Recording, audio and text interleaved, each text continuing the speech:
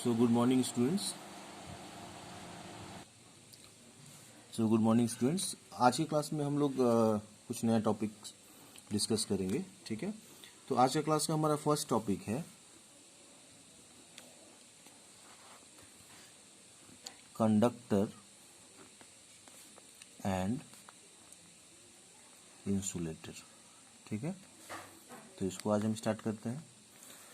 सो देखो आप, conductor basically क्या होता है। कंडक्टर एक टाइप का मटेरियल होता है जिससे कि करंट का फ्लो आसानी से हो सके। ठीक है, बेसिकली इसमें होता क्या है कि कंडक्टर में अवेलेबिलिटी ऑफ फ्री इलेक्ट्रॉन्स ज़्यादा होता है। ठीक है, आप लोगों ने केमिस्ट्री में पढ़ा होगा, फ्री इलेक्ट्रॉन्स का मतलब होता है ऐसा इलेक्ट्रॉन्स जो कि आउटर मोस्ट सेल में अवेलेबल हो। ठीक है, तो फ्री इलेक्ट्रॉन्स जितना ही ज़्यादा होगा, हमारा जो मटेरियल है वो उतना ही कंडक्टिंग होगा। ठीक है, तो कंडक्टिंग मटेरियल बेसिकली हम यूज़ क्यों करते हैं, क्योंकि अगर हमारा मटेरियल अगर कंडक्टिंग नहीं होगा तो इसमें करंट का फ्लो नहीं होगा और उसका यूज़ हम इलेक्ट्रिकल इक्विपमेंट्स बनाने में नहीं कर सकते हैं। ठीक है, तो इसको हम डिफाइन करते हैं। कंडक्टर क्या है?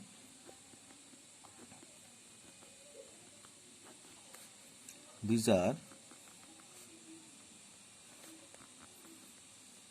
those materials from which current can be easily flow। ठीक है, सो बेसिकली हमारा क्या होता है, कंडक्टर मतलब जहाँ से करंट का फ्लो आसानी से हो। इसको समझने के लिए हम वैलेंस बैंड डायग्राम का यूज़ कर सकते हैं। आप देखो कोई भी मटेरियल में अगर किसी मटेरियल का कंडक्टिविटी को हमको समझना है तो उसको हम एक डायग्राम बना के समझ सकते हैं। ठीक है,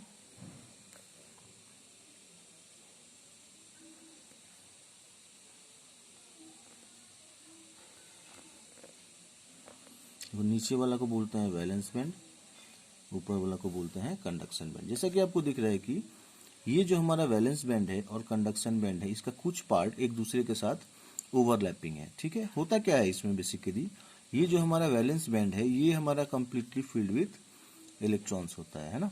तो ये कंप्लीटली फिल्ड विथ जब इलेक्ट्रॉन होगा और इसको आप इसके साथ ओवरलैपिंग करके रखोगे, ठीक है, तो इससे क्या होगा कि यहाँ से कुछ इलेक्ट्रॉन्स यहाँ जंप करके आ जाएगा at very low temperature also. ठीक है, हमको पता है एक रिलेशन एनर्जी इक्वल टू होता है 3/2 KT, है ना। मतलब हम बोल सकते हैं कि एनर्जी जो हमारा होता है वो डायरेक्टली प्रोपोर्शनल टू टेम्परेचर होता है। ठीक है, तो at room temperature also some electrons from valence band can jump to the conduction band। So due to this these valence bands become say empty और यहाँ पे कुछ empty spaces create हो सकते हैं। ठीक है, तो इससे क्या होगा, इससे ये होगा कि हमारा इसमें कुछ ऑक्यूपेंसी आ जाएगा और इसके वजह से ये हमारा कंडक्टर जो है वो इसको हम कंडक्टिंग बोल सकते हैं। ठीक है, लेकिन अगर आप ये सेम डायग्राम इंसुलेटर के लिए बनाना चाहो तो इंसुलेटर में क्या होगा, देखो आप। ठीक है, इंसुलेटर में बेसिकली क्या होगा कि ये हमारा हो गया कंडक्शन बैंड और जो हमारा वैलेंस बैंड होगा ये दोनों के बीच में काफ़ी एक गैप होता है। ठीक है, ये देखो आप, इसको हम बोलते हैं बैंड गैप एनर्जी, है ना। अब देखो आप, चूंकि ये हमारा जो वैलेंस बैंड है ये जनरली क्या होता है, कंप्लीटली फिल्ड होता है और इसमें क्या होता है, आप देखो इतना ज़्यादा ये गैप है तो जो इलेक्ट्रॉन है हमारा वो वैलेंस बैंड से कंडक्शन बैंड पे आसानी से नहीं जा सकता है। ठीक है, इसमें अगर हम टेम्परेचर बहुत ज़्यादा भी इंक्रीज करते हैं तभी भी हमको हमारा जो इलेक्ट्रॉन्स है वो यहाँ से यहाँ तक नहीं पहुँच पाता है। ठीक है, तो इससे क्या होता है, ये हमारा जो है ये वाला कंप्लीटली फिल्ड होता है और ये वाला बिल्कुल ही एम्प्टी होता है ना। लेकिन हमारा डिवाइस को कंडक्टिंग होने के लिए इसमें भी कुछ एम्प्टी स्पेस होना जरूरी है। ठीक है, लेकिन इंसुलेटर में ऐसा नहीं हो पाता, इसीलिए इंसुलेटर हमारा क्या होता है, इंसुलेटर हमारा नॉन कंडक्टिंग होता है ना। इंसुलेटर का एग्जाम्पल जैसे कि हो सकता है प्लास्टिक, है ना, रबर एटसेट्रा। ठीक है, और कंडक्टर का एग्जांपल तो आपको पता ही है, आयरन हो सकता है, कॉपर वायर हो सकता है। ठीक है, तो ये सब हमारा क्या होता है, कंडक्टिंग होता है। चलो नेक्स्ट टॉपिक हम आज का देखते हैं जो कि हमारा सेकंड टॉपिक है। तो हमारा आज का सेकंड टॉपिक है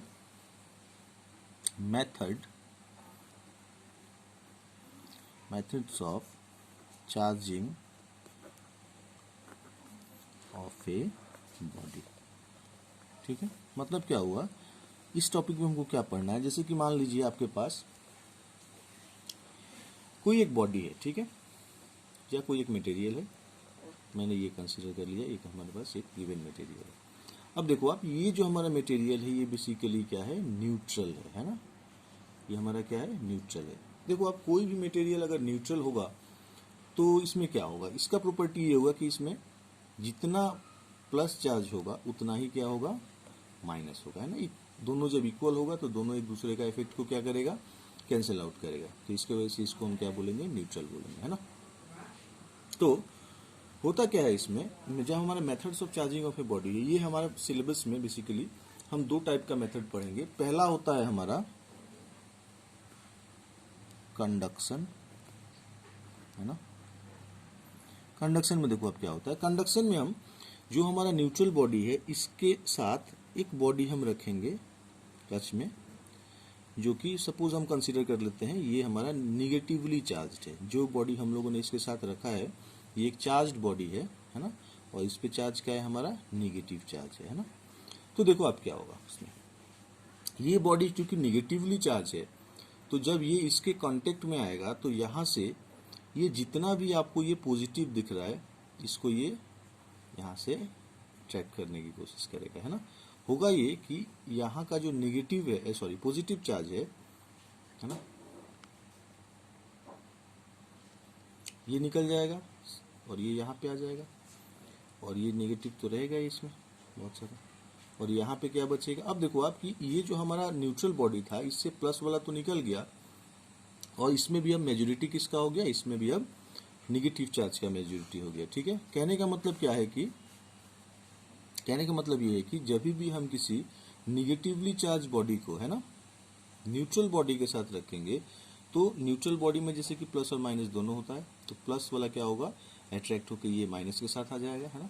और जो हमारा न्यूट्रल बॉडी था उसमें अब मेजोरिटी किसका बचेगा, उसमें मेजोरिटी अब माइनस चार्ज का बचेगा। इसके वजह से क्या होगा कि ये भी अब इसके ऊपर भी चार्ज क्या हो जाएगा, इसके ऊपर भी ये भी निगेटिवली चार्ज हो जाएगा, है ना। तो इससे हम क्या कंक्लूड कर सकते हैं, इससे हम ये कंक्लूड कर सकते हैं कि किसी भी न्यूट्रल बॉडी को जब हम निगेटिव चार्ज के साथ रखेंगे तो उस पर भी निगेटिव चार्ज आ जाएगा।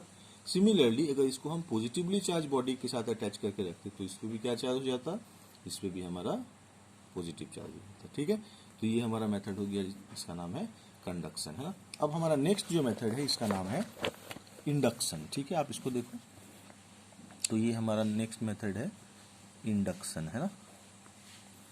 तो इंडक्शन में क्या होता है, देखो कंडक्शन और इंडक्शन बेसिकली दोनों सेम ही होता है, डिफरेंस क्या होता है, देखो ये हमारा मान लो न्यूट्रल बॉडी है तो ऑब्वियस सा बात है जितना प्लस होगा उतना माइनस होगा, और ये मान लेते हैं निगेटिवली चार्ज।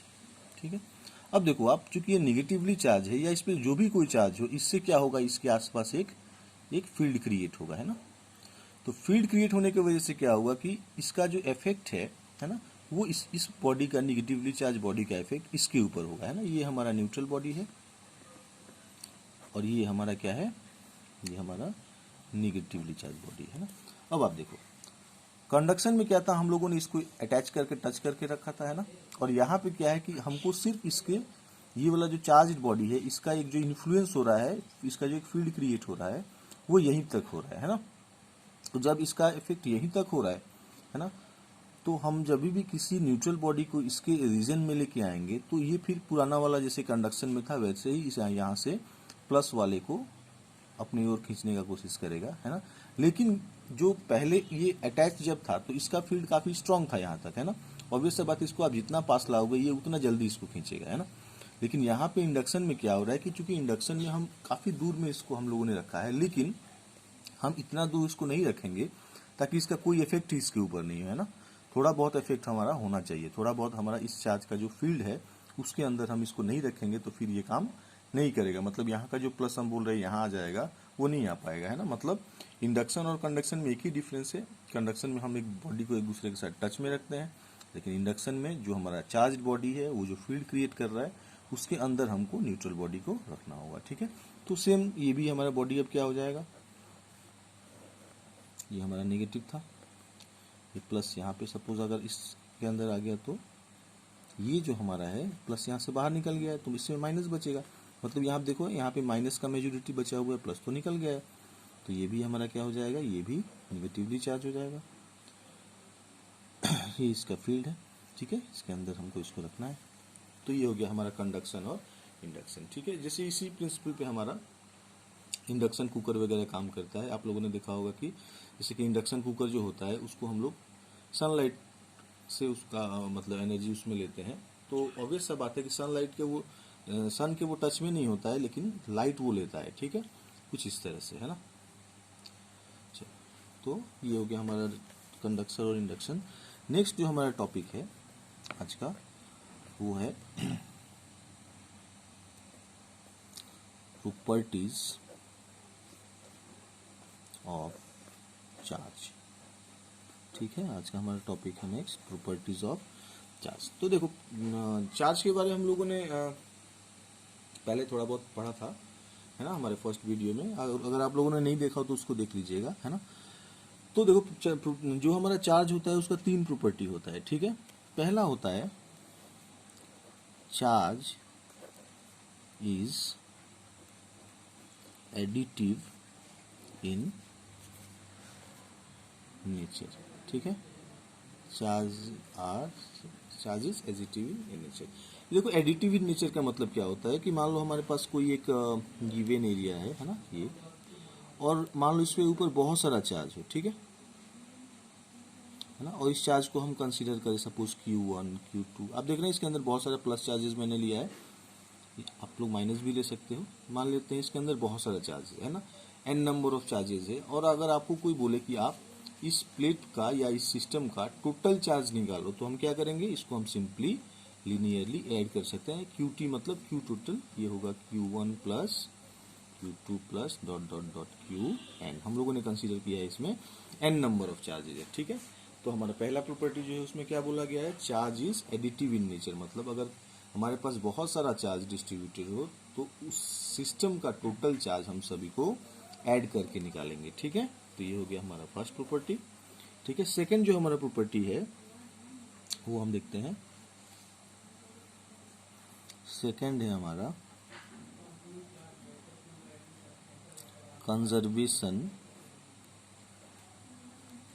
ऑफ चार्ज, ठीक है। कंजर्वेशन ऑफ चार्ज का मतलब क्या होता है, देखो ये काफी इजी है।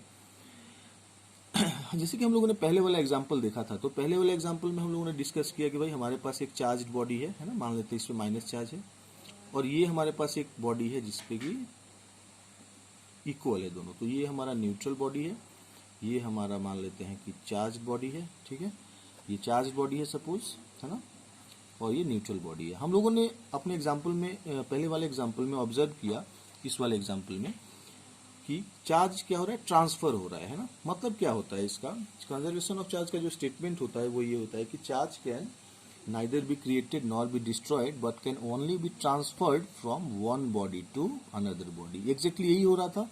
जैसे कि ये निगेटिवली चार्ज अगर है तो यहाँ से ये सारे पॉजिटिव को अपने अंदर ले लेगा, है ना। तो इस प्रोसेस में ये वाला जो हमारा बॉडी है, न्यूट्रल बॉडी, यहाँ से जो कोई भी चार्ज लॉस नहीं होगा सिस्टम से, है ना, ये हमेशा ट्रांसफर हो जाएगा, या वाइस वर्सा हो सकता है ना। जिस हिसाब से आप अरेंज करोगे वैसे ही रहेगा, लेकिन कभी भी चार्ज हमारा लॉस नहीं होगा, है ना। चार्ज हमेशा क्या होगा, ट्रांसफर होगा, ठीक है। तो ये चीज इसमें काफी ऑब्जर्व करने वाला बात है कि in case of conservation of charge, charge can neither be lost. ये हमेशा क्या होगा, कंजर्व होगा। कंजर्व होने का मतलब ये होता है कि पूरे सिस्टम का टोटल चार्ज, अगर हम इस दोनों बॉडी को एक सिस्टम मानते हैं तो इसका टोटल चार्ज क्या होगा, ये हमेशा कंजर्व होगा, ठीक है। ये हमारा सेकेंड प्रॉपर्टी है। अब हम देखते हैं हमारा थर्ड प्रॉपर्टी। तो थर्ड प्रॉपर्टी हमारा क्या है,